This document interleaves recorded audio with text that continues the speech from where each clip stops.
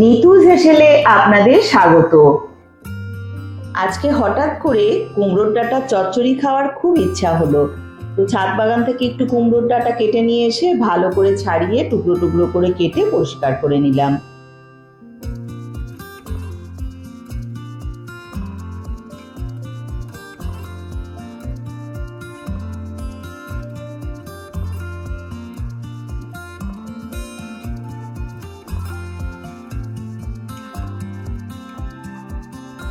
ডাঁটা পাতা সব ধুয়ে একদম পরিষ্কার করে ঝুড়িতে নিয়ে নিয়েছি। আর এখানে নিয়েছি লম্বা লম্বা করে কিছু পেঁপে আর আলু। আমার এই কুমড়োর ডগার চচ্চড়িতে পেঁপে আর আলুটা খুব ভালো লাগে।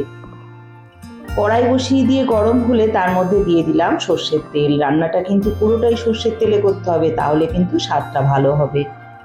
হাফ চামচ 5 ফোড়নে ফোড়ন দিয়ে গরম হলে সুগন্ধ ছাড়ার পর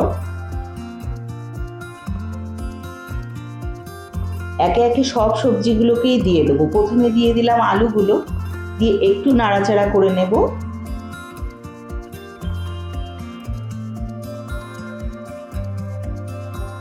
তার সঙ্গে দিয়ে দিচ্ছি পেঁপের টুকরোগুলোকে। এই সব সবজিগুলোকেই আমি একসাথে একটু সময় ভালোভাবে কষিয়ে নেব।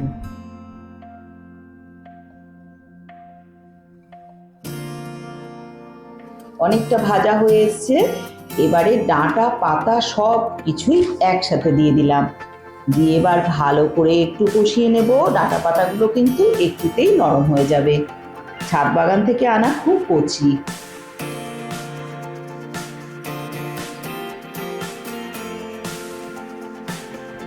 একটা ঢাকনা চাপা দিয়ে 1 থেকে 1.5 মিনিট মতো রেখে দেবো। আর ঠিক সেই ফাঁকে আমি একটু সর্ষে তো দেইনি, আজকে আমি দিয়েছি পোস্ত আর কাঁচা লঙ্কা একসাথে একটু পেস্ট বানিয়ে নিলাম শিলপাটাতে।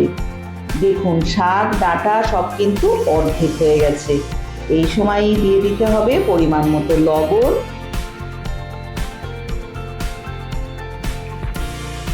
আর অল্প পরিমাণে হলুদ গুঁড়ো। একটু নাড়াচাড়া করেই দিয়ে দেবো অল্প পরিমাণে জল। আমি যে ঢাকা দিয়ে রেখেছিলাম তাতেই 80% কুক হয়ে গেছে, তো জলটা কিন্তু আমি খুবই অল্প পরিমাণে দিয়ে দিলাম।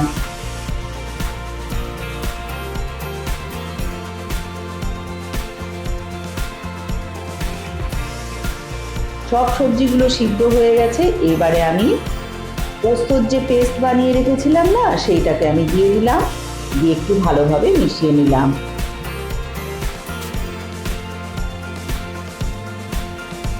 পরিপূর্ণ স্বাদ আনার জন্য উপর থেকে 1 চিমটি পরিমাণ চিনি ছড়িয়ে দিলাম। এই ডাঁটার চচ্চড়িতে একটু চিনি দিলে স্বাদটা কিন্তু অনেকখানি বেড়ে যায়। আমার ডাঁটার চচ্চড়ি কিন্তু একদম রেডি।